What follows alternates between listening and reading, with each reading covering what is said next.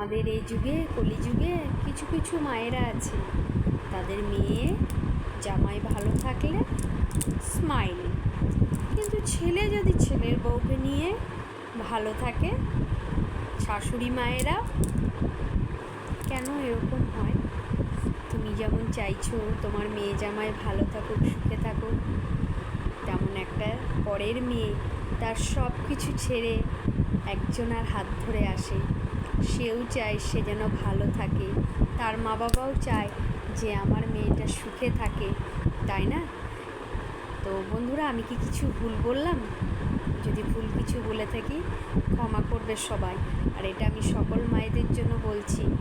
জানি এখনকার দিনটা আগেকার দিনের মতন নয়, তবুও বলবো সবাইকে একটু অ্যাডজাস্টমেন্ট করতে।